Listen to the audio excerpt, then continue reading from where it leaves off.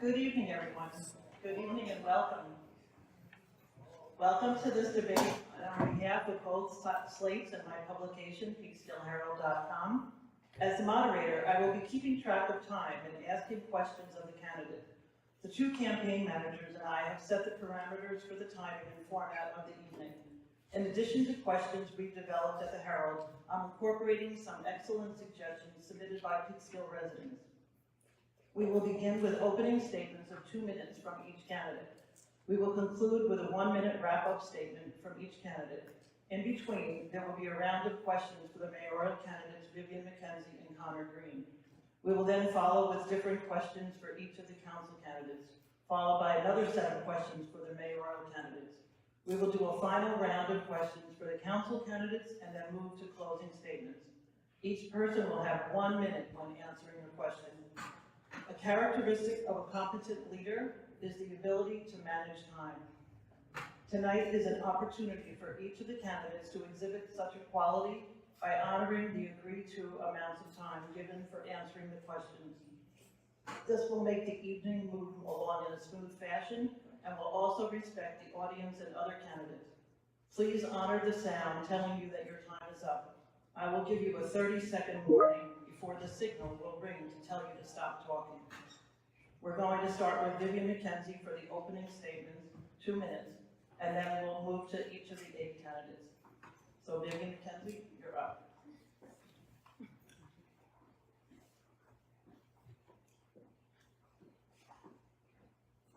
Good evening. Thank you for joining us tonight. And Regina, thank you for moderating this event. I am Vivian McKenzie, a wife, mom, nana, business owner, and native of Peekskill, and I'm running for mayor. I graduated from Peekskill High School in SUNY Binghamton with a bachelor's in management. I'm a Goldman Sachs 10,000 Scholars graduate.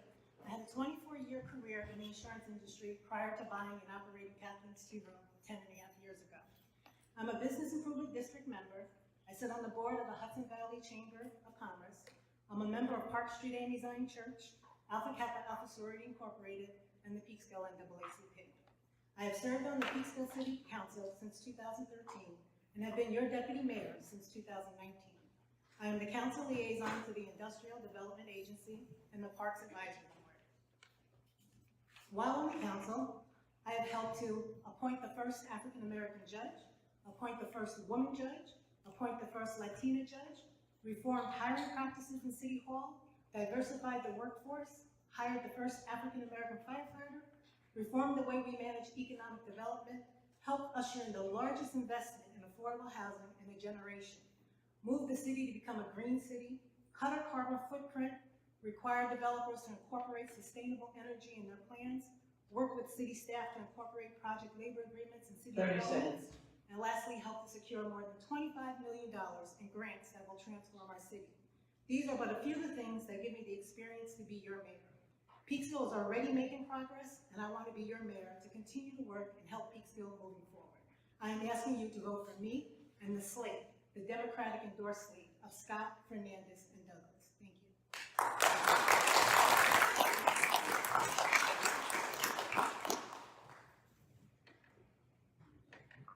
Thank you, Regina, and to everyone at the school district for hosting us and residents taking time to listen. My name is Connor Green, and I'm a progressive Democrat running for mayor on the Progress for Peekskill slate, focusing on addressing our housing affordability crisis, ensuring well-planned, equitable growth that benefits us all, and open, accessible government that listens to the public. For the past 2 decades, I've worked with residents and government to improve communities. Locally, I'm co-founder of Peekskill Walks, where I've worked with neighbors in the city towards safer streets and on projects like Esther Place. Professionally, I have extensive experience as a city council staffer and in nonprofit community and government relations. I'm a policy nerd, a community organizer, a veteran of local government, and someone who's constantly thinking about how cities work, which is why I'm also pursuing a master's in urban planning. I care about and am invested in Peekskill's growth and shared prosperity in the coming years and decades. We are at a critical moment in our city. We face enormous development pressure and growth, which can be a good thing. But the current council is not demanding enough from developers in terms of affordability, infrastructure, transportation, and other community benefits. not doing enough to address the housing crisis, or planning properly for the future, including updating our 1968 master plan. Despite my experience with local government, I did not expect to find myself here. But I'm outraged that the majority of the council voted to sell public land for luxury apartments instead of much-needed middle-income housing offered by the developer, all while refusing public comment. And I'm disappointed that I haven't acted with greater urgency on issues like the environment, safe streets, affordable housing, and better planning. Our slate came about through a community process, and I would bring that same philosophy to City Hall. We need a clear vision and plan for how our city can grow and prosper without leaving anyone behind, and that would be my priority if elected. Thank you.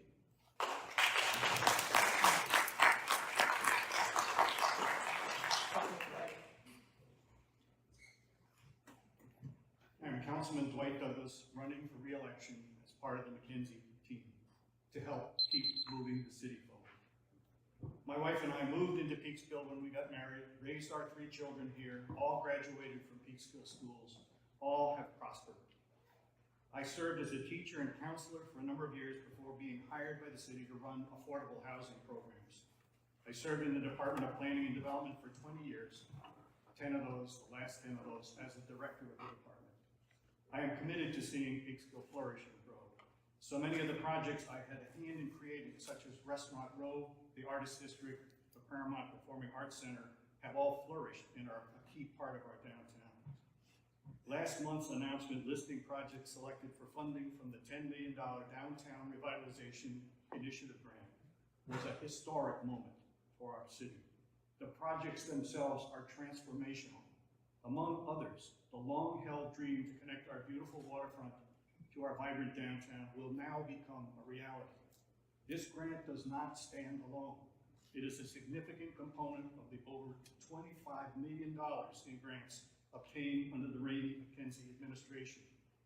Taken together, they are a vote of confidence in the leadership team that has Peekskill moving forward. These grants are the culmination of hard work and effort spent turning our city around and creating a bright future for Peekskill. I've been privileged to have been a part of the team, most recently led by Deputy Mayor Vivian McKenzie. That team has brought us. 30 seconds. That team has brought us to where we are, poised to reach our full potential, poised to be that special, caring, creative, interconnected community that we all aspire to. So I'm asking for your vote to put me to work for our great city. Thank you.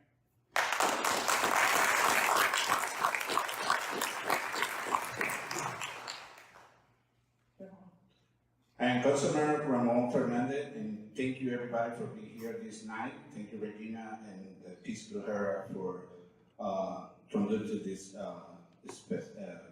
forum today. With my lovely wife, Elizabeth, that we've been married for 26 years, we have 3 kids and raised 3 kids. 2 of them graduated from Peekskill High School. My little one is attended to the Woodside School in the Peekskill School District. I am very proud to be a son of Dominican immigrants that have me the opportunity to raise and grow up in another country. And that's the reason, because you can listen to my accent, because I learned English as a second language. And maybe because that's something that I take very serious when I say action speaks louder than words. Because I be forced to be acting, to be doing things, to get done a lot of things. And that's the reason, because I can say I've been working in the community for many years, working in a social insurance parishioner. I've been a co-founder and first president for 2 501c3 in the city of Peekskill. And I'm very proud to be introduced the affordable housing ordinance that we are on the discussion now in the City Hall. And working with the team as a common council to the first time that we went to the immigrant house to have the first home buy auction for that, and another project that I've been working. 30 seconds. Nobody can talk about affordability without talking about transportation. And I'm very, very glad to be working with the county to improve the public transportation in the city. and a lot of more things that unfortunately I don't have it really in 2 minutes, the time to spread over everything that I say, that I can do. Thank you. Thank you.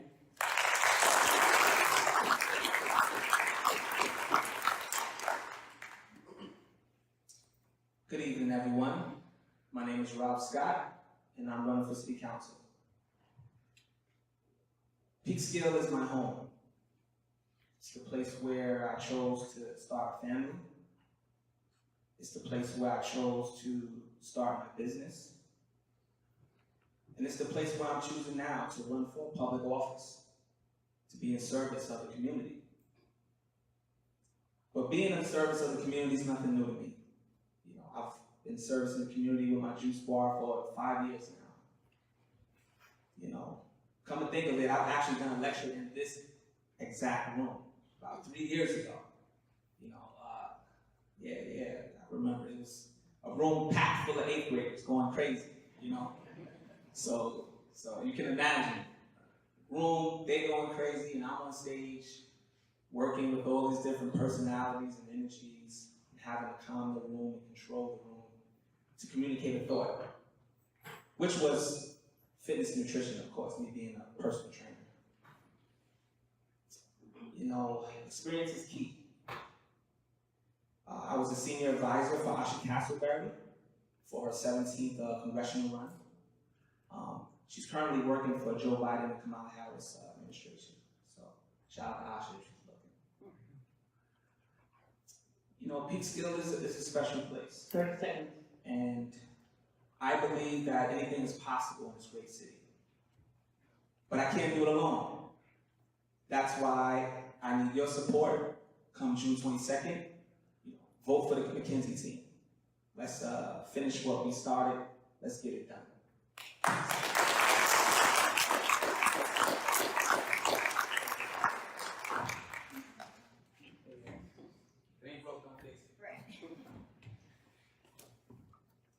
Good evening, everyone. My name is Vanessa Budello, and I'm proud to be running for re-election with the Progress for Peekskill slate, a team of community advocates who came together under the shared principles of justice and equity, and under the commitment to center and write legislation that addresses the needs of our current residents, using their experiences and their guidance, those most impacted by these issues, to guide our crafting of policy and to ensure that we're building towards a future of Peekskill where no one gets left behind.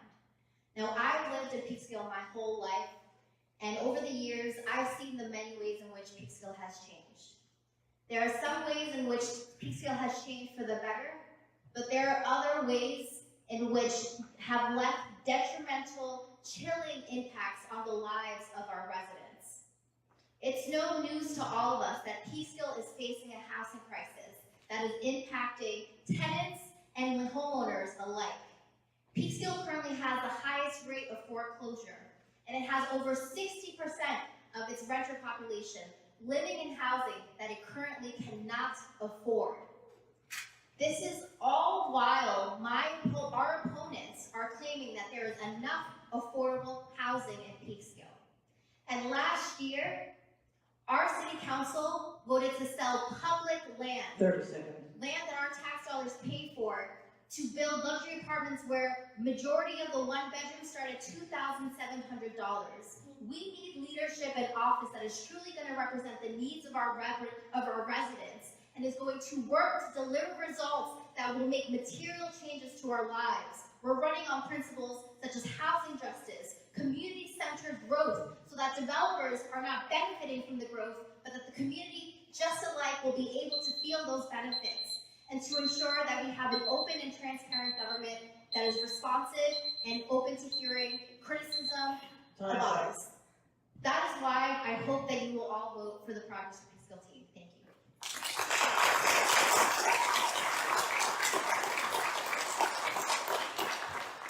Hi everyone, I'm Amy Perlo and I'm running for City Council with Progress for Peekskill. I grew up across the river and my husband and I settled here in 2013. I hold a master's degree in social policy and have spent my career directing public school programs, deeply enmeshed in advocacy, policy, and community engagement. My job boils down to helping students and families navigate complex bureaucracies, because education systems, just like local government, tend to favor a select few. The economically advantaged, English speakers, and those with access to information and technology. Our policies impact everyone, and I'm here to bring the community into the decision-making process. Of all Westchester cities, the median household income is lowest in Peekskill. In 2018, there were 433 students in our district, almost 1 in 10 experiencing homelessness. We are now halfway through 2021 and 3.5 years into our current mayoral administration, and we still need policies mandating affordable units in new developments, and we still need programs to strengthen tenant protection so the people living here are not pushed out. City Hall needs to do a better job of listening.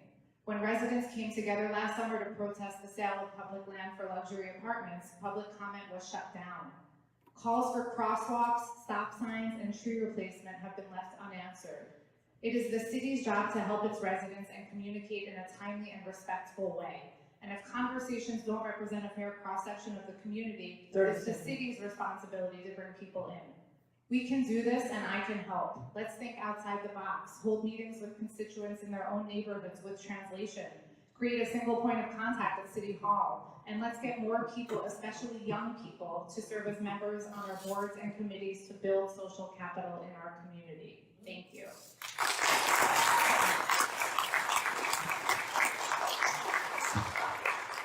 Good evening, everyone. Thank you for being with us tonight. My name is Igni Vele. I'm a candidate for the Peekskill City Council. My family immigrated from Ecuador in 1994 and found refuge in Peekskill. They worked tirelessly for many years to save and eventually buy a home. But in order for that to be possible, they had to work long hours for low wages, living with 4 to 5 other individuals in small spaces to save money and build a solid foundation to raise a family. But in 2021, residents are still facing similar issues around housing and accessibility to resources. This past year, diverse communities like ours have been disproportionately affected by the pandemic. Many of us have lost loved ones, our jobs, our homes, and the ability to be self-reliant. As we move forward, reimagining how we can best serve our community by representing new ideas and embracing new solutions to the problems we face today is the only way we can truly make a difference. And history has proven that challenging what we consider quote-unquote normal is one of the most effective ways to make a difference. At the beginning of last year, I was able to join Westchester County Legislator Colin Smith as a legislative aide, where I've been able to work firsthand with those affected by the housing crisis, unemployment, and work closely with the County Police Reform Task Force. I'm truly honored to be here with all of you today. As a first-generation Ecuadorian American and first-generation college graduate, my main goal has always been to give back to the community that's helped shape me into the woman I am today. I'm so proud of all the work I've been able to accomplish since becoming politically active, and should we have your support on June 22nd, I look forward to continue building relationships with our residents, businesses, and nonprofits, and working to enact policies that center equity and prosperity for all of us. Thank you.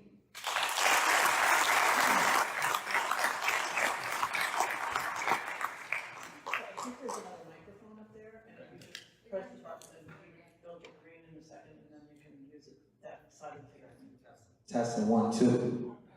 Okay, we're gonna start with a question for Vivian McKenzie. Deputy Mayor McKenzie, as a result of a study commissioned by the Common Council, there has been much discussion recently about the role of our volunteer firefighters and their involvement in the organization of the fire department as it relates to the paid professional staff. Please describe how you envision the role of Peekskill's volunteer firefighters going forward. 1 minute. So Peekskill volunteer firefighters are very important to our city. The study that was done was about safety. The concern of the safety of our firefighters and the concern of the safety of our residents and how our city is growing and changing. Nowhere in that report, and no one on this council and no one in City Hall has asked that we get rid of volunteer firefighters. It's the exact contrast. We are looking for more volunteer firefighters, and we're looking to put together a fire department that works under one roof so that there's management and training so that we can. 30 seconds. Thank you. You have 30 seconds. Okay, any questions now? Same question. Yes. Do you want Yes. to repeat it? Yeah, no problem at all. So this is an issue I've been working hard to learn as much as I can about reading the report, listening to all sides. It does make sense for the city to look at this issue and see what are the best next steps. So I do agree with that approach, but I think it kind of hits on a couple of issues that are at the heart of why we're running in general. this process needs to be a community-based conversation. I think we need to make sure as a city that all the information is out there, all the voices are being heard, and the residents should also be You in have on 30 this. seconds left. They should be in on this conversation too. This impacts us all, whether it's safety or taxes. So I'd like to see a little more of a community forum. And also in general, we need to elevate our volunteers more in general as a city. We have people doing amazing work. We need to lift them up and find ways to work closer with them as City Hall. Thank you. Okay, Connor, question for Connor starting. As the mayor, although you are entitled to one vote on the common council, you would effectively be the face of city government. By your words and actions, you set the tone for the city government. Can you explain how you would engage with citizens in a transparent way to increase their participation in the decisions that have direct impact on their lives? In post-pandemic times, will the city continue to live stream and record council meetings in addition to allowing in-person attendance? Will other official city meetings be streamed? Will the city return to posting written minutes online? And will you continue accepting questions and comments submitted by residents who are unable to attend? 1 minute. In short, yes to all of that. We have to find more and more ways to bring government to people. The idea of asking people to show up at 7:30 and then wait to be heard is not a good system. And that's not Peekskill's fault, that's how it is everywhere. We need to bring government to people more. Live streaming, revamp our website, get out of just promoting things on Facebook, neighborhood-based town halls, better language translations, just a more participatory style of government in general, whether that's how we're looking at our budget, how we're looking at the laws we're gonna pass, 30 seconds. how we will update our master plan. That can happen in a community participatory way. There's many people in this community that want to get involved in processes like that. So I believe in a neighborhood-based, community-based approach to government, and that's definitely something I would bring to City Hall. Having people being able to access meetings is a good thing. Hearing from the public is a good thing. Okay, thank you. I'm glad that you're bringing up this master plan. So we do have a master plan that is old, but as you start to develop the city, you don't develop it from a worksheet. You're developing plans that contribute to your master plan. So it's continuously moving and roving. In terms of open meetings, absolutely. We had that discussion last night, if anybody listened to our meetings, about how we can get back into having the public come into our meetings. It's a safety concern.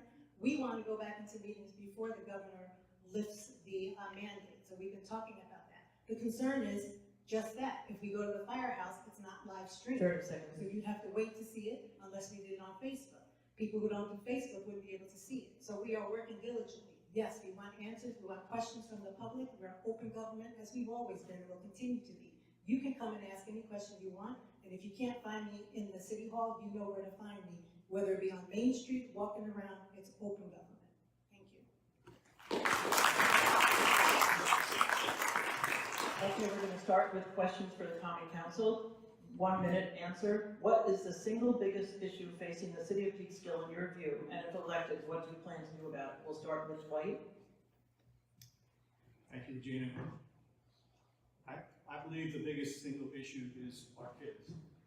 And having the opportunity that many of us have with raising our kids and getting behind and never making it through the process, getting the best education they can get, always starting behind. So the biggest thing we're going to do is bring the Boys and Girls Club here into Peekskill. We're going to intervene in that process. We're going to have an opportunity for kids who would normally be left behind to catch up and to grow strong. 30 seconds. The programs that are offered by the Boys and Girls Club will fill the gap that I think still exists where kids get left behind and bring all of our kids forward into a school system which is growing and prospering and doing it better and better and make it stronger and stronger so those kids can move on to become excellent college graduates and opportunities come to them. Thank you. Okay, Vanessa, answer that question? You take that microphone, Vanessa. 1 minute. Yes, so I believe that the greatest issue facing our city is the housing crisis. As I mentioned, over 60% of our population that rents cannot afford to live where they're currently living now, and we have the highest rate of foreclosure. This is during a time where we're seeing a tenth of our workforce completely eliminated because of the pandemic. We need leadership that's going to address these issues with legislation and not just negotiation with developers. Currently, we have a lot of developers who are coming into the city 30 seconds. and viewing our city as a pot of gold. What we need is to ensure that we're mandating and creating legislation that will ensure that the benefits being brought forth by developers are felt by all citizens collectively, and that we can ensure that the city is staying affordable, that we're strengthening tenant protections, and that we're creating programs to ensure that homeowners, as well as those who want to become first-time homeowners, are able to put down payments to their first homes or create funds so we can start to rehabilitate the housing that currently exists. Thank you. Okay. Single biggest issue. Well, as I mentioned in the beginning, I mean, my top priority has to be working with Peekskill, make Peekskill more affordable. And like I say, I mean, we need to work with transportation, public transportation. But I want to ask my opponent and my colleagues, I mean, why do you never introduce an affordability or new ordinance in the city and just start to talking about Central Avenue? I mean, that's not so mean saying. Why you never work to try to be 30 public seconds. transportation if you are talking to reduce that, you are talking now to reduce parking space or how the people they're gonna be transported. I mean, we need to work in the reality, we need to work in the benefit for the community, but we need to be using the brain. I mean, that's my point, I don't know.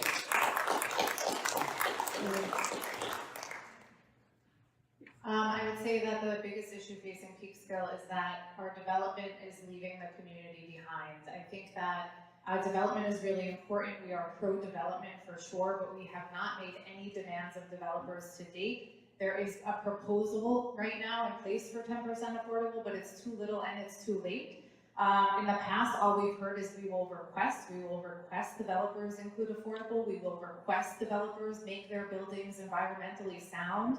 It's not enough. Developers need to get back to the community. They can do that in the form of transportation. They can do that with other community benefits. And we need to get input from the community, update our master plan, look at our zoning, see what makes sense for our city so that we are not still working off a plan that was made for Peekskill in 1968. Thank you.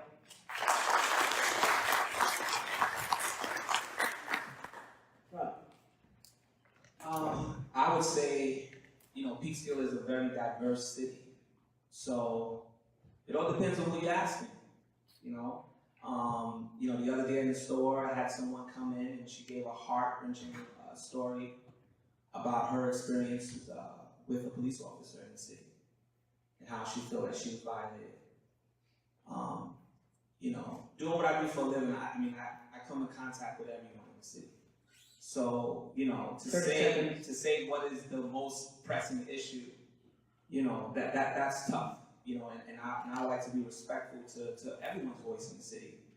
And, for me, I just want to be someone that's listening and opening to, helping everyone out with their concerns, But it's a weighted question, I would say. It's not a one thing. No way.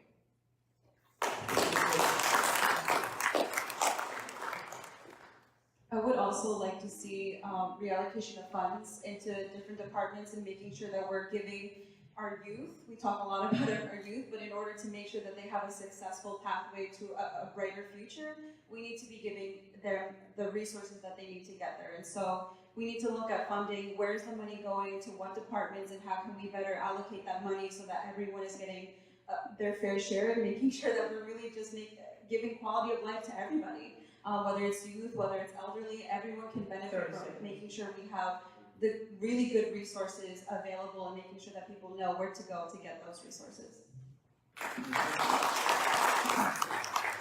Okay, this is a question for the mayoral candidates. We'll start with Connor. There has been much discussion on social media about the quality of life issues in Peekskill: litter, stray shopping carts, speeding in residential neighborhoods. If elected, how do you propose to address those issues? Please answer with specifics. 1 minute. Yeah, I think that is something people are talking a lot about. We need to get back to the basics in a lot of ways.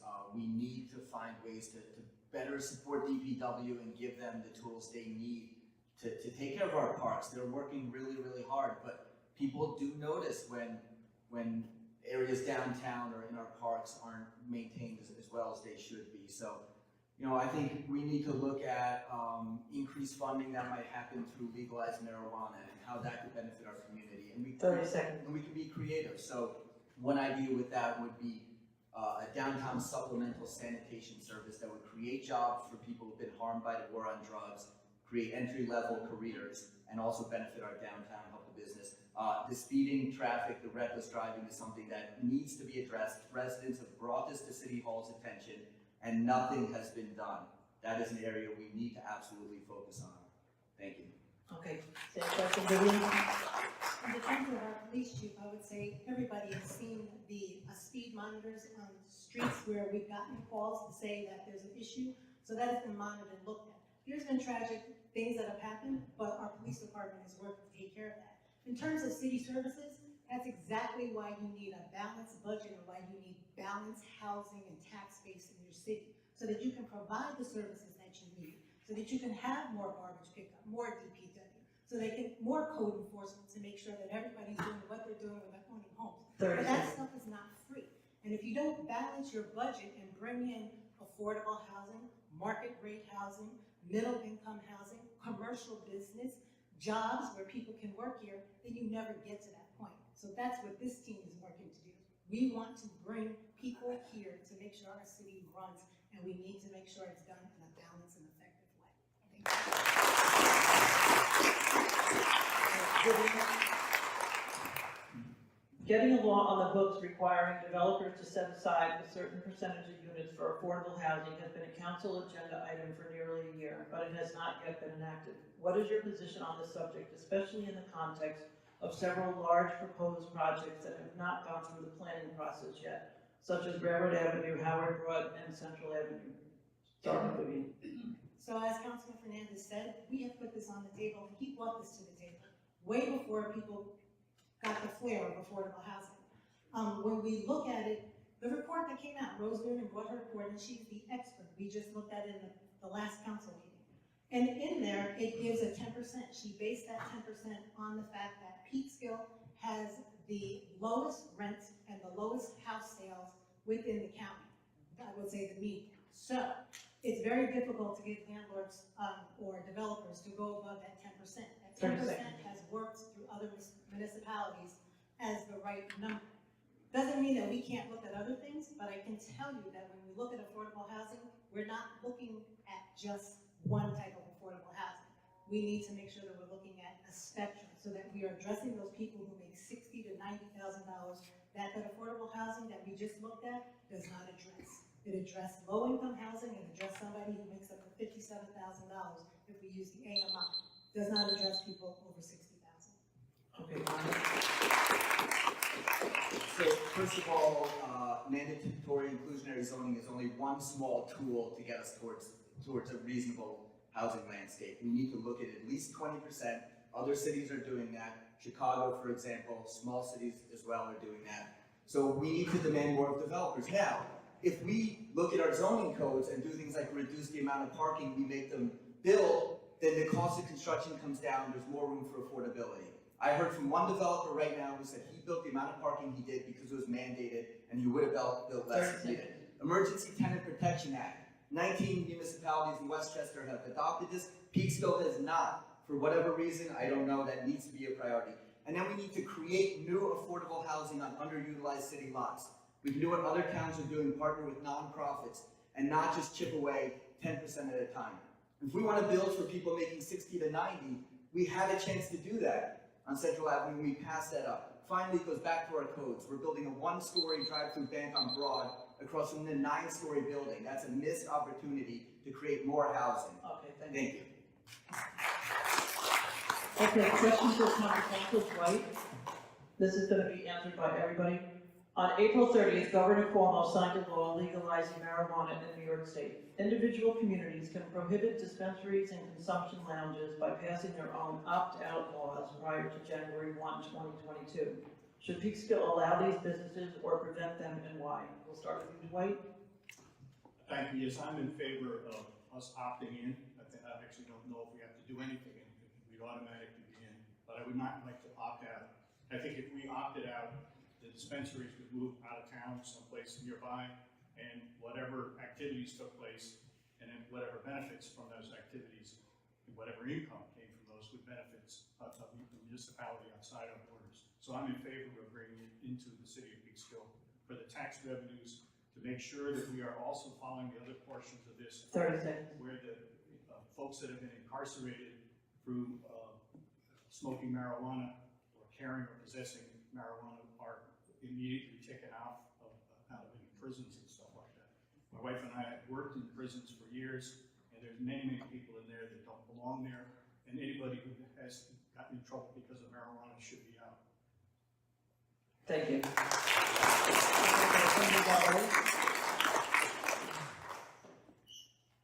I think we should be more welcoming to dispensaries and cafes as well. I think it's an opportunity to continue bringing in revenue for the city. We shouldn't stray away, but in fact, get information out to the public, ensuring that people know what are their rights, but also ensuring, finding ways to make sure that people aren't also afraid of what's to come, right? Because a lot of the individuals who have been affected by the war on drugs come from very diverse communities just like ours. So making sure we have a fund when we start to bring in this revenue to allocate it to the people and the families who have been most affected by the war on drugs is going to be really important.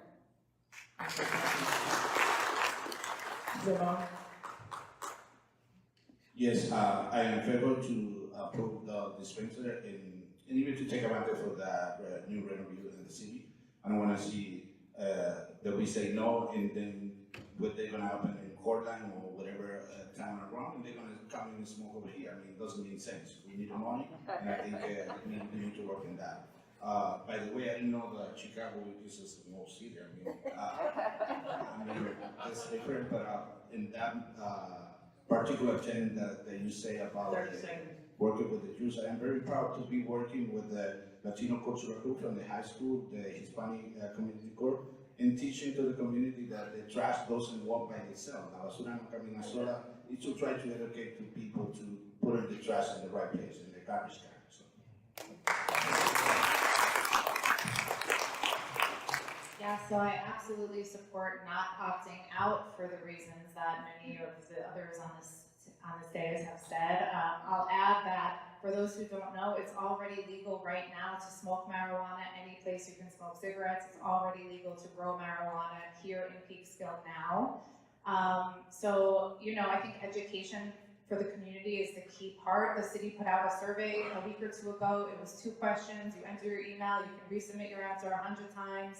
Nobody knows if you live here or not. We need to educate the public before we put out a survey to ask people their opinion. We are all for open government and transparency, but a key part of that is educating the community about the issue first.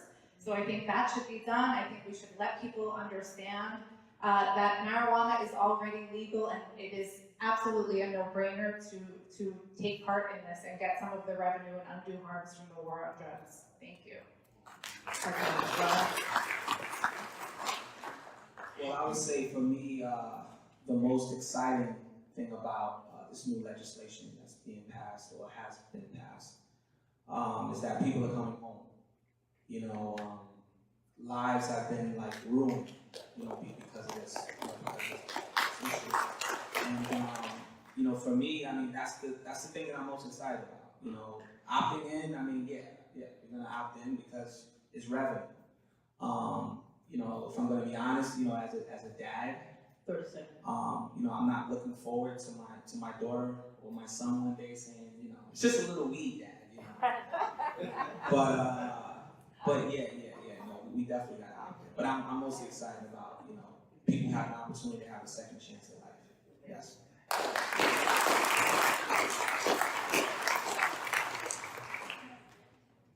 Yes, I agree with everything that's been said at this table. We should absolutely be staying opted in. We should not opt out. The fact that marijuana legalization has passed and the fact that we have had the legislation passed to the degree that it has in a way that centers equity and is looking to right the wrongs of the war on drugs is an amazing thing that we should absolutely be benefiting from.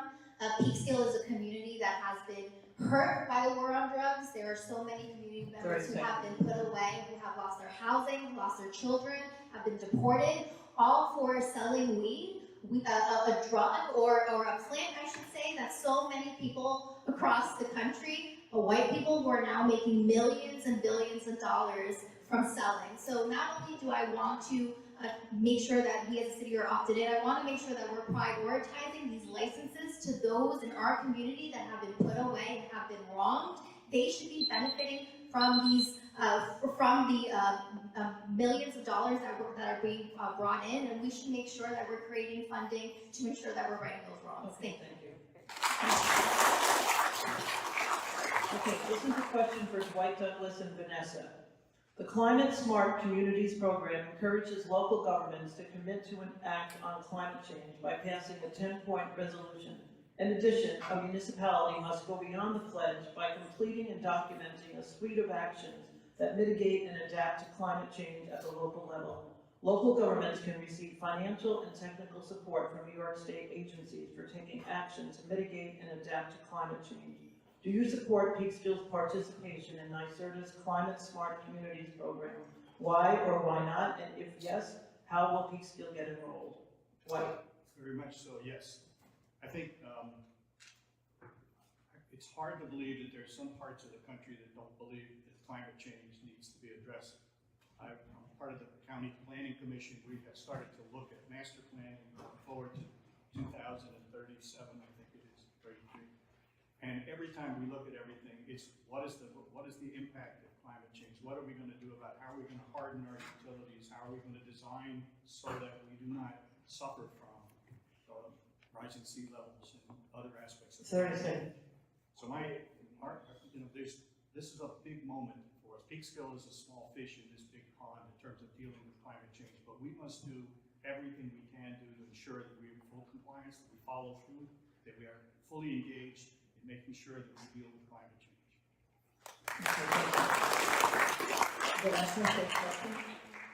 Yes, I absolutely believe that we as a city should be participating in the Climate Smart Communities program. And this is something that has been a priority of the Conservation Advisory Council, a council which I liaison. And I believe that we as a city need to make the climate crisis a priority, not just a pet project, which is what I see our council currently doing. We have been talking about the Climate Smart Communities for a very long time. And it has been made clear by our Conservation Advisory Council that we cannot just do the bare minimum. We cannot just pass the responsibilities of reaching these benchmarks onto staff that are already overloaded with work. Beacon has hired a part-time Climate Smart Community Coordinator for $12,000 a year. We can easily use that money which we just recently forked out $10,000 to add cameras to our parks, our Depew Park. We could be using that money to hire a Climate Smart Coordinator to reach the benchmarks so we can finally become a CSC community. And we need a task force outside of the CAC so we can continue to bring in more capacity and energy to get that work done. Thank you. Okay, this is a question for Ramon and Amy Perlow. Earlier this week, a tweet from City Hall noted that slightly less than 50% of Peekskill residents ages 12 or older have been vaccinated. What would you do to help encourage more Peekskill residents to get vaccinated? Ramon.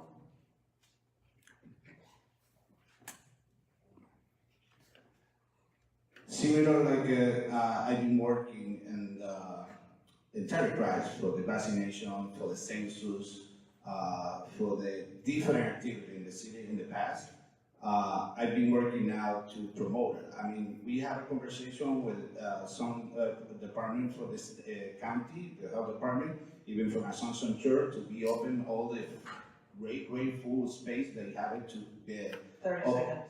Open a walking vaccination place. That's one example that I can say.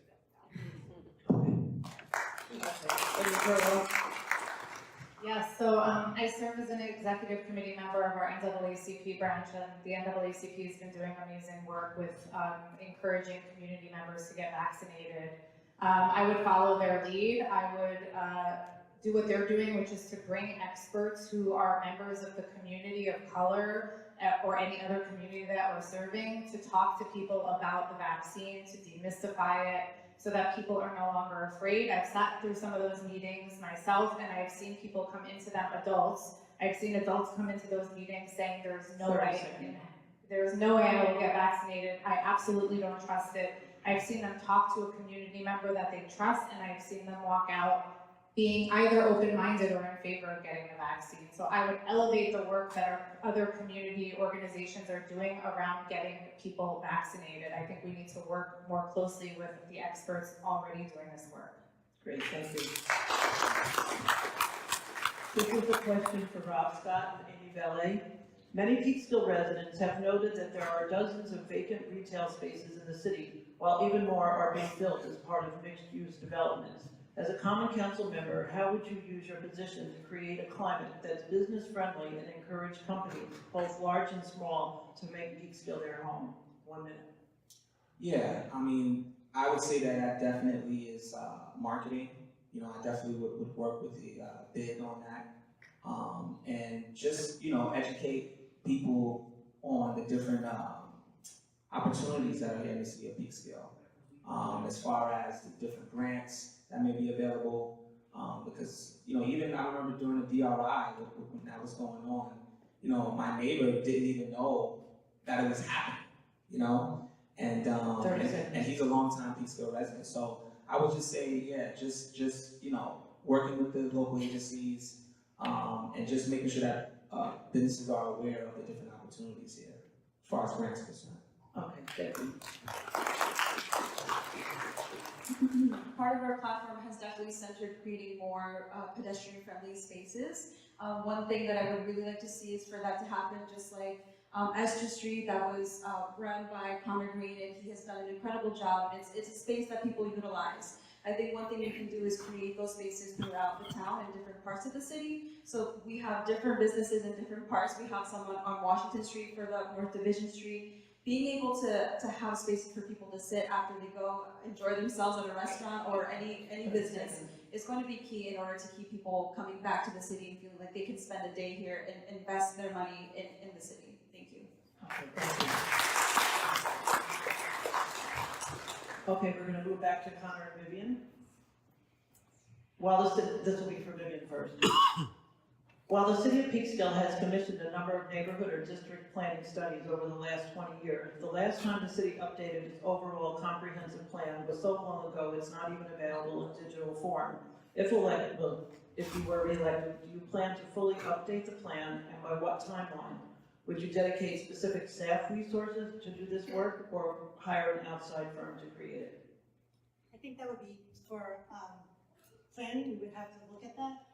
We have looked at doing a comprehensive plan to the tune of over $1 million to do it, so it would be in terms of budgeting. It would definitely have to be on a consultant basis. It would have to be a community-based thing, so as we're going through and looking at how we want to change our city and progress forward, it would definitely be something that's open public forum meetings and talking about. Okay, thank you.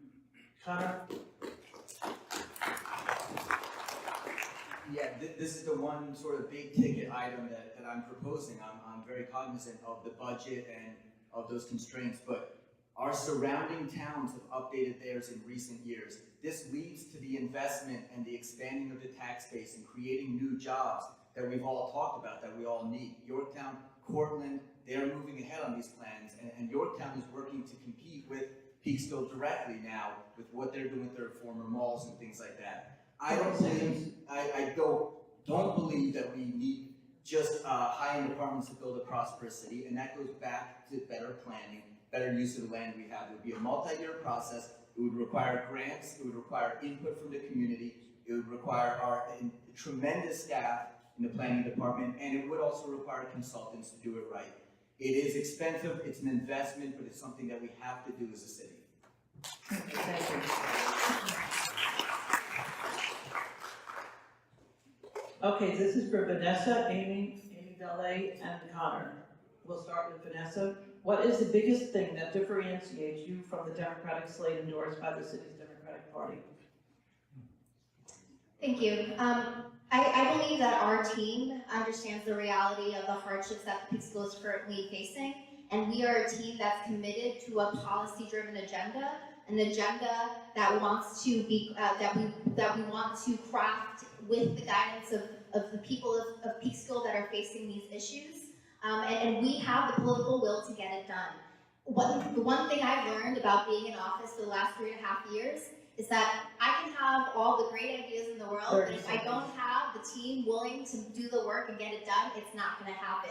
My first year in office, first month, I introduced a benchmarking policy, a policy that would be able to benchmark the amount of energy that is consumed by each of our buildings. This policy took me 6 months to pass with no support from any of my colleagues. It shouldn't take this long to pass a policy. We have a team here that is clear in what they want to deliver for the people of Peekskill. We understand the hardships. We know that people have lost their jobs after this pandemic, and we have policy solutions to better lives of all of us and increase the quality of life. Thank you. Yeah, we have come together as a group of people who've been working together on the ground already around affordable housing, around environmental justice. We're a team much larger than the 4 of us. We've been tapping into a lot of people who've been doing this work for literally decades. And we all come from government and nonprofit backgrounds. We're all community organizers. We all are in this for the reasons that we should be, which is we want to help people and we want to make a difference. And although this job is not glamorous, you can bet that this is not a job that I think sounds fun and exciting. It is a job that we are willing to step up into because we have been complaining for many years, and we are willing to put our money where our mouths are and actually step up and do something about our complaining. And I think for that, I'm going to give myself a pat on the back and all of us a pat on the back for doing that. Thank you. I think what makes our slate incredibly, one, different, but also incredibly effective is that we do all have knowledge and expertise in different fields and different work fields more generally. And I think that's what creates a good council, is being able to have a diverse staff and a diverse team that is able to work through the issues and think about things outside of the box, right? And I think that's really important as Peekskill moves forward, and especially outside of this pandemic. We need to be willing to say, okay, we are going to pursue something different. We're going to look into this. We're going to bring in experts, and we're going to bring in the people who have been advocating for these issues for years. And that's really important. I think that's really what we are bringing to the table, is making sure that we're going to bring everybody's voice and making sure that nobody gets left behind. So thank you. Okay, this is for all the council members, and we'll start with you, Dwight. A task force of citizens and officials spent months coming up with a report on police reform that was submitted to the state. What are the ways you would implement suggestions from that report, most notably the Community Compliant Review Board? 1 minute. A terrific effort was undertaken by the community leaders, putting their time in day after day to help look at our police department and come up with a series of recommendations to make the police department even better. And before jumping onto that, I would just say we have a good police department. We have a good chief of police. The chief of police comes to the public housing meetings that I attend and is well received there. He's respectful to the people. I happen to have a 30 seconds. through his, anyway, I'm going to wind up not answering your question completely, but basically the Human Relations Commission has been tasked with now coming back with different recommendations, different ways to carry out those recommendations, and we're going to follow them. Many are already being implemented as we speak. As the chief of police working with the city manager is already undertaking several major steps to improve the police and to carry out the task force reform recommendations. Okay, thank you.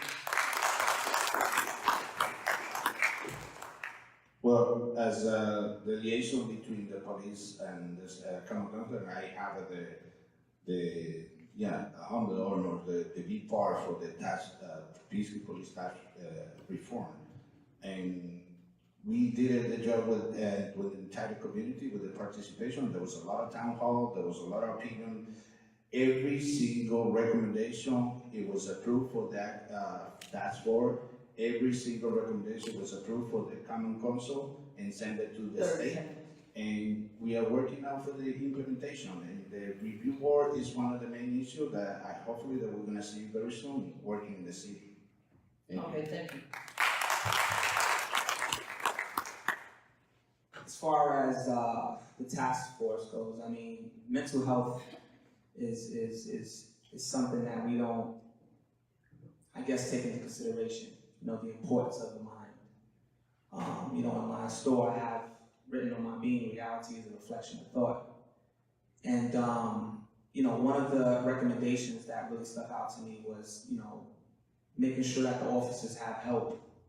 Just someone to talk to, just to make sure that they're okay. 30 seconds. Being an officer is a tough job. So yeah, the mental health aspect to it and making sure that the officers, are in the right minds to do their job, But, yeah, how many seconds I got left? 15. 15 seconds. It's funny, like, these guys talk so much about the community, but I've never seen these guys before.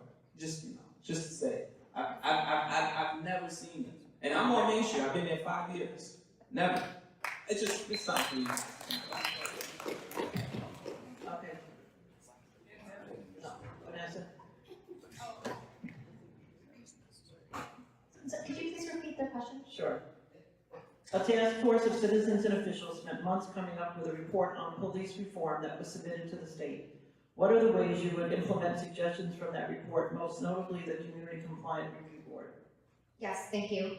So this was a huge undertaking done by a number of really amazing community advocates here in our city. And it's a living document that was produced because it was made clear that we had a very short amount of time to make to suggest some really big changes. And there was not the kind of involvement from our community that we would have liked seen. And that is something that we need to work towards. We need to make sure that we're meeting people where they're at so we can truly be able to connect with them and see whether the solutions that we're suggesting truly are meeting those needs. And I want to say that there were some really great suggestions made in that task force.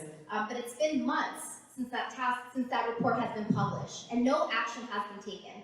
Prior to the task force being formed, I brought the ACLU to the City Council to put forth a presentation for a Know Your Rights legislation.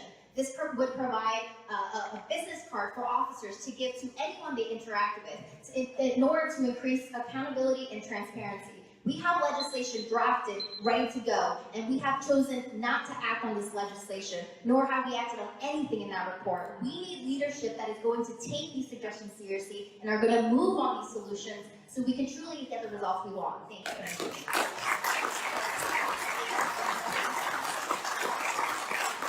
Yeah, so to echo some of what Vanessa said, I was really, I'm happy to see so few people turn out for these meetings. I attended these meetings. I think there are more people in this room than there were on most of those Zoom calls. As I said in my opening statement, if a fair cross-section of the community is not represented, it is not the community's fault. They don't lose their voice. They don't get to not participate now. The city is doing something wrong if they're having a police reform task force and no one is showing up. Nobody feels that it's worth it. Nobody feels that their opinions are valued, or nobody feels safe in that space. So I would do everything I could to make sure that the community was being surveyed. I haven't seen surveys go out to the community. I would make sure that they are going out, that they are translated, and that not only that, but they are getting responses. We really need to judge our work by how many people are participating in the process. Thank you.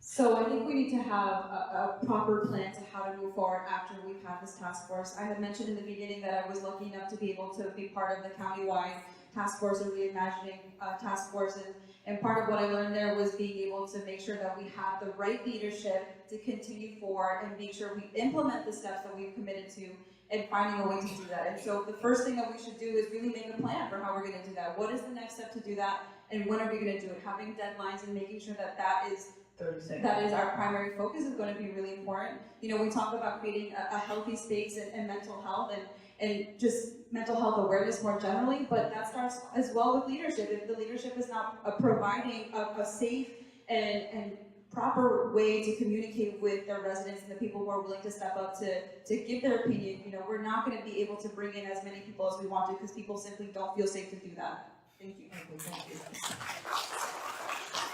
Okay, so this is a question for everyone. We'll start with you, Vivian. Do I get to answer that? Everybody else answered that. Oh, I don't think I did either.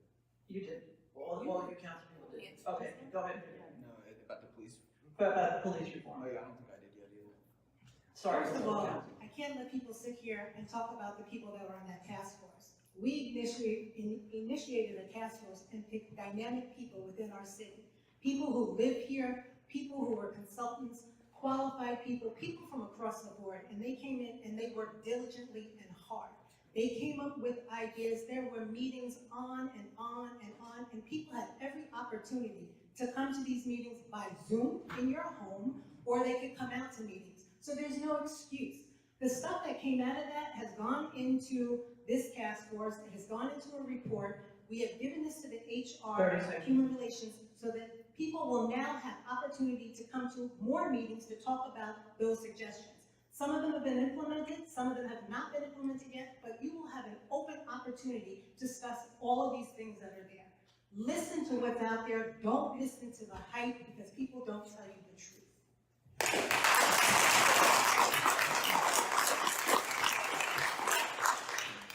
So first of all, a huge thank you to the people who put their time and expertise into that process. That is really, really appreciated. But unfortunately, in my mind, we need to be looking more big picture of what the role of policing is in our community, what public safety looks like and means. If you want an example that's closer to Peekskill, Ithaca is completely reinventing and relooking at what public safety. We are asking our police to do too much. Chief Halmy tells us they go from call to call to call. They've lost the role of preventing crime and solving crime, not just in 30 Peekskill. seconds. How much crime do we have? Okay, so you brought up a good point. Safe streets is not a policing issue. Mental health crises should not be solved by police officers. We don't need armed police going to every call. We need to look at what we're asking our police to do. We're asking them to do too much. This is an opportunity to look at policing in our community. Instead, we are going to end up expanding our budget that we're paying for policing. That is not the right approach.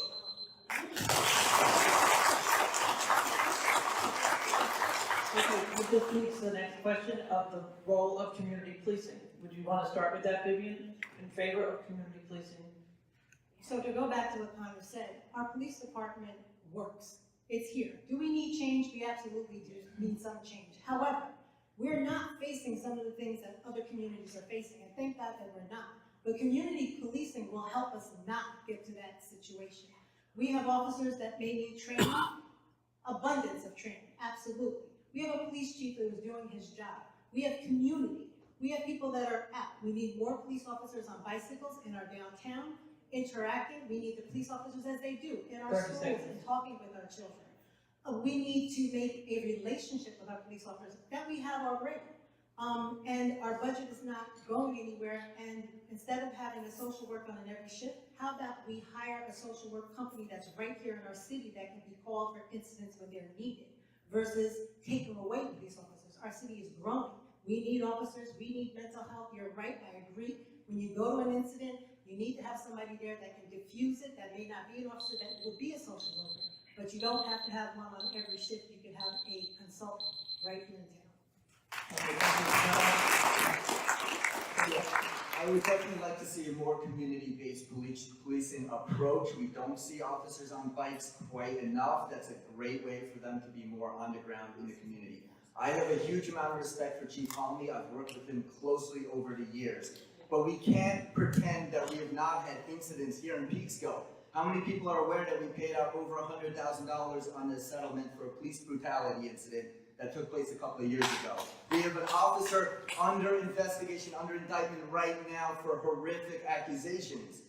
And we had a settlement a few years before that from an incident near Walgreens. We can't pretend that we are immune from these, and we have to ask, how can we get past that, a better culture in the police department, more accountability? Officers should be speaking up when they see that these things are going on. So I have a huge amount of respect for the chief, for the officers, but we're not immune from these issues, and we have a chance to look at this at a more holistic way, and we're not doing that.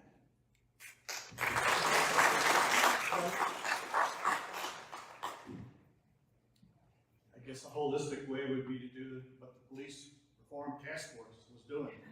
If that's not holistic, I don't know what is.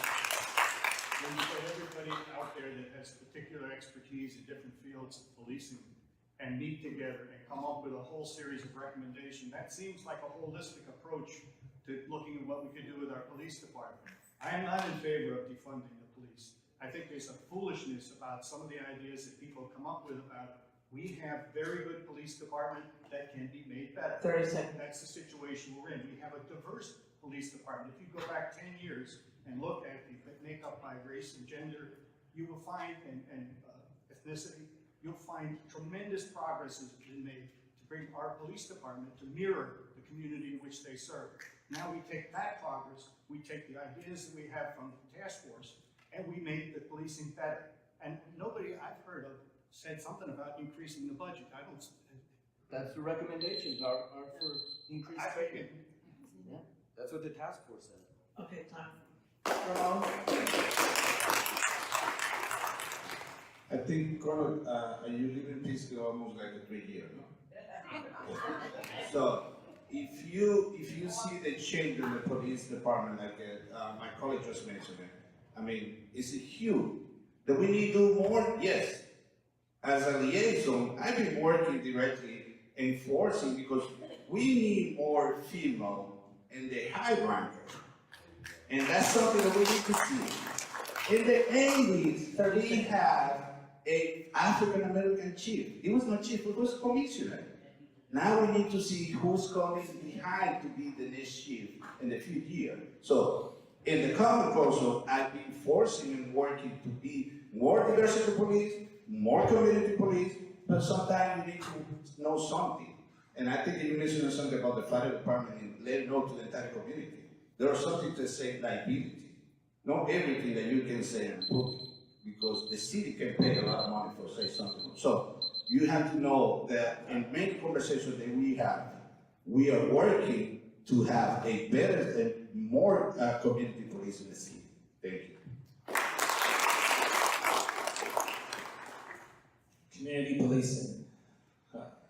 You know, as the only, young black man on the stage, I think I would have more experience dealing with police officers. I've never had a problem, to be honest with you. Do we have problems? Are there incidents? Are there issues? Are there bad actors, as they say? Yeah. But to say that Peekskill 30 seconds. is like Brooklyn or Queens, where it's just, this is so corrupt. I mean, it's ridiculous, and I don't know if they truly believe this or if they're just looking for, I don't know, just to rile people up. But I can say my experiences and being outside 12 o'clock, 1 o'clock in the morning, no officers never throw me up against a wall and violate me. So, I would say we should give our city a little bit more credit.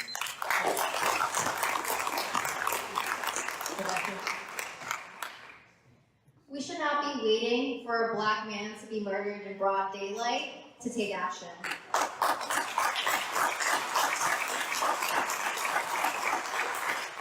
We're in a moment where the entire country is looking at their police force and acknowledging the fact that these institutions have been rooted in white supremacy. In a moment where we have a number of police departments pushing back against that narrative. We have a blue line painted in front of the police department. And our police department refuses to acknowledge that this symbol has been co-opted by white supremacist Nazi groups, and we want to continue to act like everything's okay. There's a number of actions that need to be taken. Transitioning into community policing is one of them, but also taking the vacancies that currently exist, using that money and investing it in mental health resources, bringing in expertise so we are not criminalizing mental health crises. That is the approach we should be taking, not this approach that's being offered by the officers.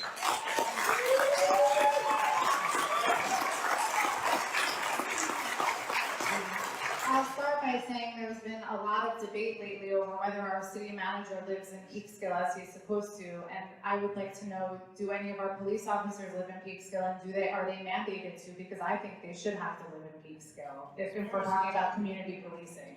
Secondly, I'd like to say that I strongly disagree with Deputy Mayor McKenzie that we need more armed police officers in our schools, in this school, more cops with guns in this school. I asked that the Police Reform Task Force for data on the SRO program. 30 seconds. You can't have a program running for 10 or more years and not have any data on the outcomes of that program, but I was given no data on whether it's successful and how success is measured. But I did give them data Days after a police-involved shooting in a neighborhood, students within a half a mile have a decrease in their GPA. Exposed students, 15% more likely to be classified with an emotional disturbance, and less likely to graduate from high school and enroll in college. I shared that report from Harvard, and I got no response. Thank you.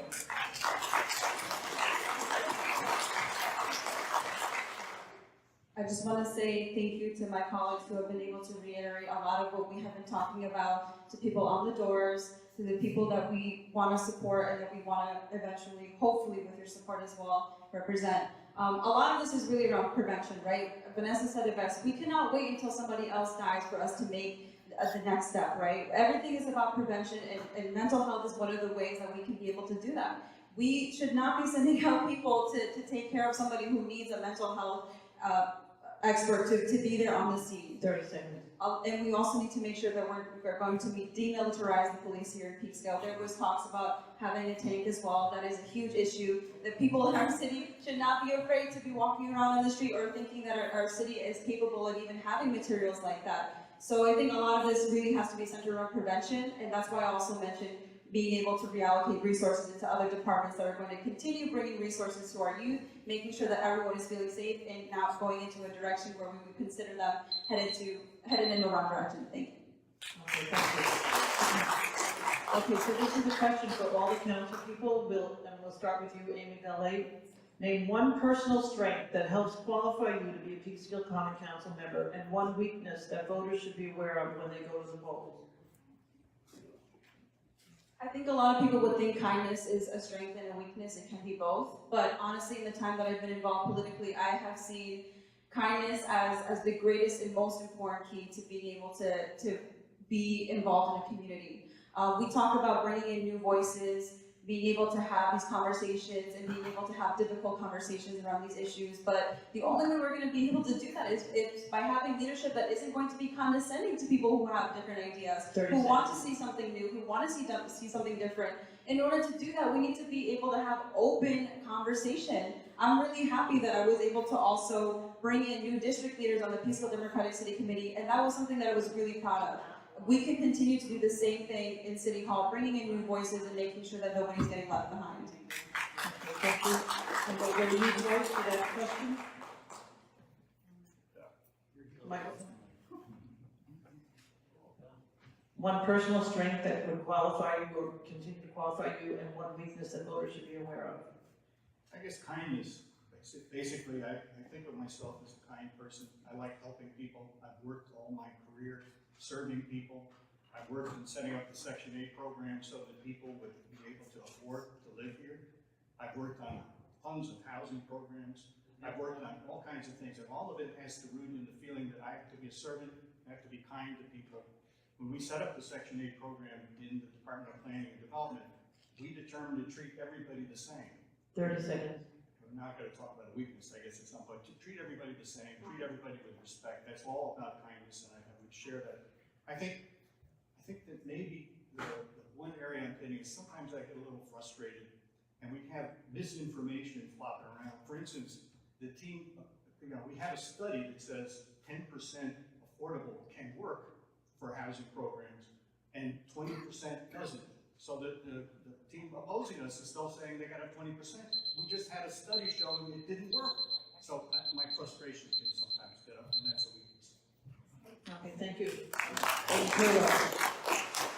I would say a strength of mine is that I build relationships very easily. I am the chair of the NAACP Education Committee. In that short time that I've been in that position, I have built very strong connections with our school superintendent, with administrators, with nonprofit organizations that work with our schools, with our PTO, with our youth branch. And I do that in my professional life as well, so I would say that is my strength.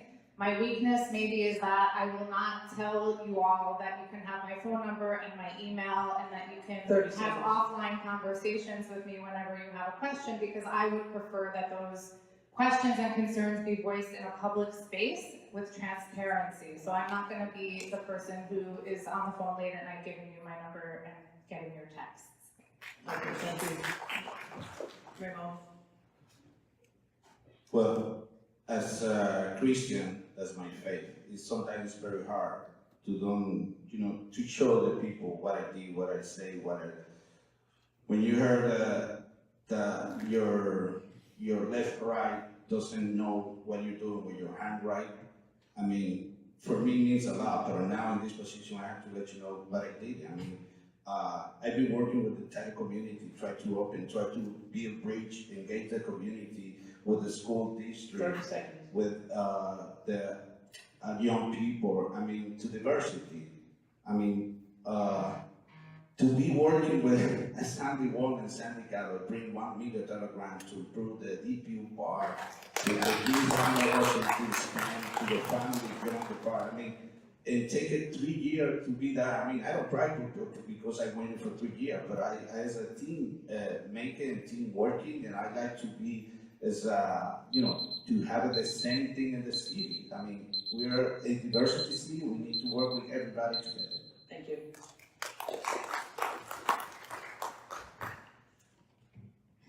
Okay, so a strength of mine, I would say, is personally in my experience in community organizing, it has given me an inclination to keep my ears to the ground and to be incredibly involved with all of our organizations to ensure that I'm hearing from the people about their issues and their concerns. I've been a strong advocate for this community and have been constantly voicing and addressing the concerns by those who are more marginalized in our community, the folks who are constantly left behind, people who are finding it hard to afford to stay here in Peekskill. For many years, I've been talking about the housing crisis, and I've been voicing to our developers how we currently use a formula that is based off the county annual median income. The AMI for the county is nearly double of what it is for the city of Peekskill. And just now, even though I brought this to the attention of my colleagues for years now that we have a consultant coming in and suggesting that we should be putting forth inclusionary zoning for our local AMI, now it's considered a good idea. This is a problem and we need to fix it. Thank you.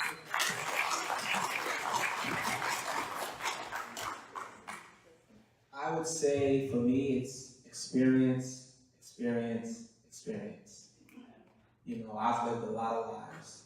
I know what it's like to live on Section 8 or be a child living, with your parents on Section 8, to owning a $500,000 house. I know what it's like to, finally accomplish one of your dreams of getting a record deal and thinking like, oh man, that's it, I'm making it. And those dreams come crashing down. I know what it's like to lose a business and lose that home and have to, be in a 1-bedroom apartment, not even an apartment, just a 1 room with my family and have to rebuild. And then we actually rebuilt in the city of Peekskill. So, people talk about Peekskill, this is no good, but I mean, we came back from nothing. 5 years strong now, made it through COVID. But as far as something like weakness, that's my wife. She probably got a list.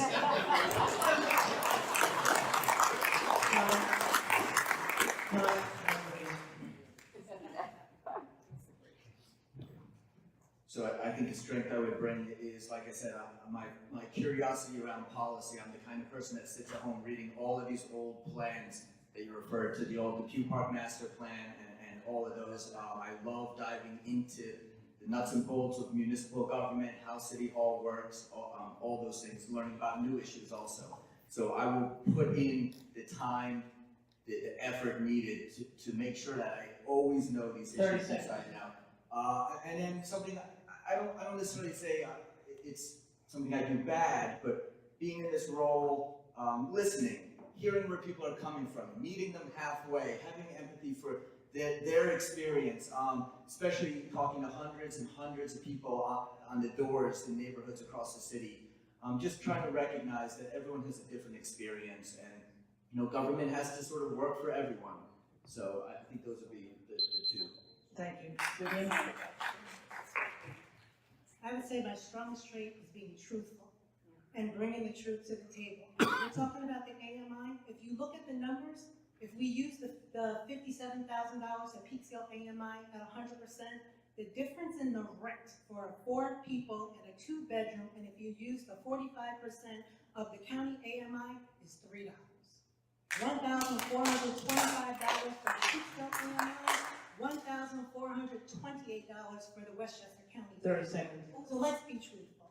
And do we have inclusionary housing? I didn't see that in that report. I saw some things that said we still cannot afford to live in the city of Peekskill and get a subsidy if you're making $60,000 to $90,000. So do we have low income? Yeah, we do, because we're pushing those people out who make that 60 to 90. So you can't incorporate those incomes. My children who have college degrees had to move to Dutchess County. They're making 60, 70,000, but they can't afford the apartment here. Because that same report says you need to make $96,000 for a 3-bedroom here. Therefore, we're still not addressing the issue of affordable housing. Okay, great. Okay, we're going to come back to Johnny for one final question before we do our closing statement. So we'll start with you, Vivian.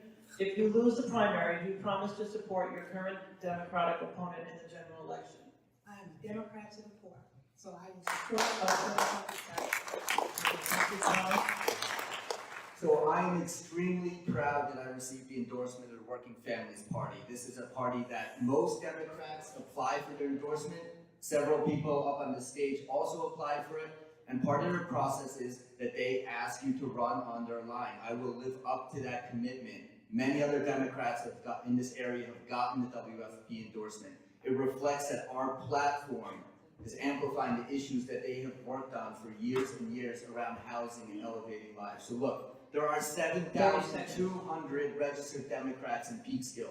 There are less than 2,000 registered Republicans. We need to work as a community to bring voters out, expand our party. I'm hearing from people who feel disconnected from government and from their party. If we get people involved and if we show up on election day, we can get to a place where we are looking at where we are as Democrats and where our policies fall, and not just are we a Democrat or are we a Republican. We can get to a point where we expand the party, move our policies left, and embrace options like the Working Families Party. I will do nothing negative, nothing to harm the Democrats, but I'm going to run on the Working Families line like I promised. We're going to start with closing statements, and you delay closing statement, 1 minute.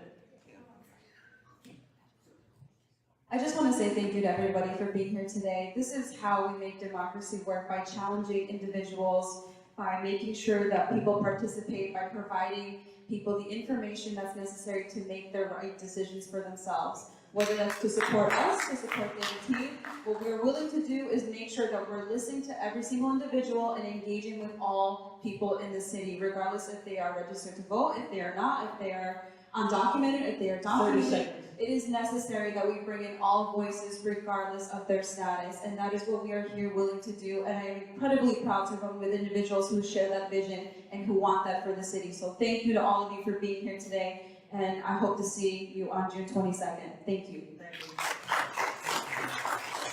Yeah, I'll just close by saying that primaries are an amazing thing. I hope we see them every single year going forward. We need to give the people a choice. I hope Democrats can appreciate the importance of primary elections. And I do hope and I do think that most Democrats are not blindly loyal to a party. I hope that they're loyal to the policies that we're talking about and the issues that we're talking about, rather than being blindly loyal to a party. And the fact that our Democrats in this city have failed to mobilize voters, and Democrats outnumber Republicans 4-1, and yet every election is won by a hair, is a problem with the leadership of this local party, not my problem or anyone else's up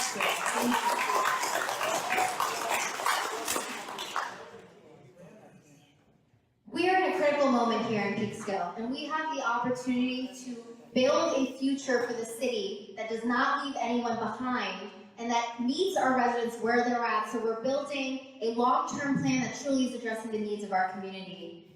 Currently, I've been proud to serve on the city council for the last 3.5 years, but I have not seen that my colleagues truly understand what their job entails. We are legislators. We're not here to negotiate with developers. We're here to draft policy. And we have not drafted very much policy since I've been in office. Policy, things like the tree ordinance which the CAC has been drafting and working on for years, has not even moved. We have so many solutions that have been proposed, so much expertise in our community that we should be leading in on. But when they come to our city council, they are met with the door. If you address any kind of criticism to anyone sitting on the city council, you are blacklisted, you are marginalized. We need leadership that's going to represent our entire community, regardless of party, regardless of race, regardless of income, regardless of identity. We need leadership that's going to represent us. Thank you.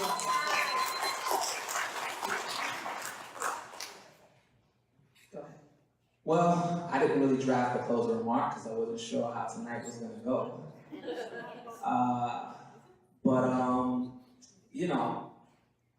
Hopefully, tonight brought a little clarity as to, which team is the right team. People are very eloquent on the stage with their verbiage.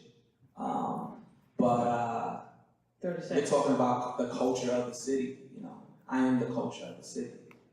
And again, I've never seen these people. You people talking, they say that they're fighting for people that look like me. But I've been on Main Street for 5 years. Never been in my store. So, for me, the people out there listening, you can get subdued with the language. But I'm telling you, as a representative of the culture, as a custodian of the culture, as a curator of the culture, I can't say these people are really for the culture. They're doing something else. Well, let me talk to the Democratic Board. You heard the answer here.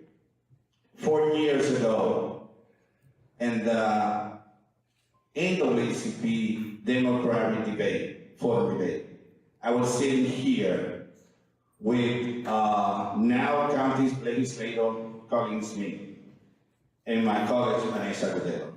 And then later we sit together with Mayor Raymond. We have and did a promise to the city. We're gonna unify the city, one piece. I keep believing in that. Now we know that our people try to divide the force. And we have to remember what happened in the Capitol on January 6th. The division is not over. So we need to work together. This is the diversity team, the spirit team, and you can see what we did for the city. By the way, Deputy Mayor, we have a mistake. It's not $25 million. It's $26 million that we brought to the city and right. Ramon, take your time. Right? No, what? Contrary to what you've heard from our opposition tonight, where everything seems to be going wrong, where nobody gets anything done, where City Hall shuts the door on you, where everything is wrong, Peekskill's future is bright. We have put together a business team here, 3 businessmen sitting at this table, 3 persons with the expertise and knowledge of what makes business work. Peekskill's future is bright. 30 seconds. One of the ways to think about that bright future is, well, let's see. We got a $1.6 million grant for an art center. We got a $1.5 million grant for the Boys and Girls Club. We got a $1 million grant for the Paramount. We got 1.6 to help solidify the downtown as a civic hub. We got 1.1 million for the Central Avenue to the waterfront connection. The money is coming in because of the talent and experience of this team.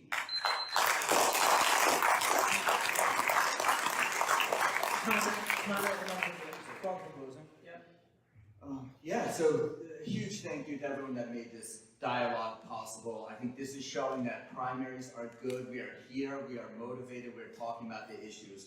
What I'm hearing when I knock on doors across the city is not matching what we are hearing from our opponents.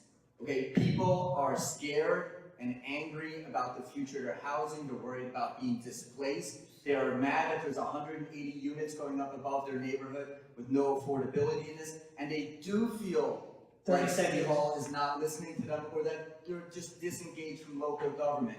This is nothing personal against anyone up here, but we can do better when it comes to hearing the community. We can do better with a more systematic planning-based approach and stronger legislation That is what has been missing. We don't need to ask developers, request developers, we need to demand from developers more.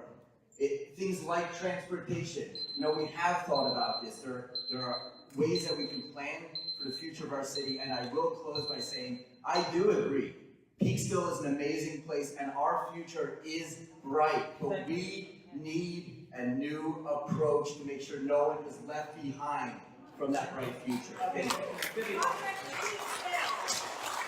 I don't know what doors I knocked on, but the doors that I've knocked on as I've walked all over the city, I'm hearing the opposite, that they love what's going on in Peekskill. So thank you for listening. Tonight we've heard a lot, and I thank you for listening.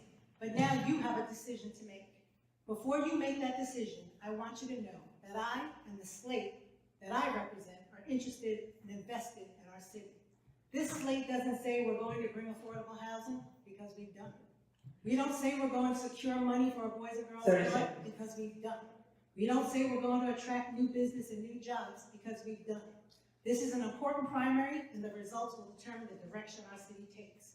If you want to see Peekskill continue to move forward, there is only one choice, and that choice is the experienced, diverse, and endorsed Democratic slate of Mackenzie, Scott, Fernandez, and Douglas.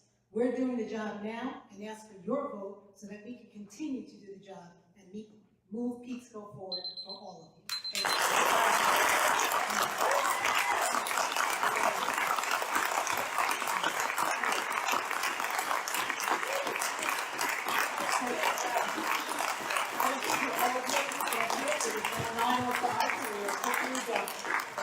Thank you, Regina.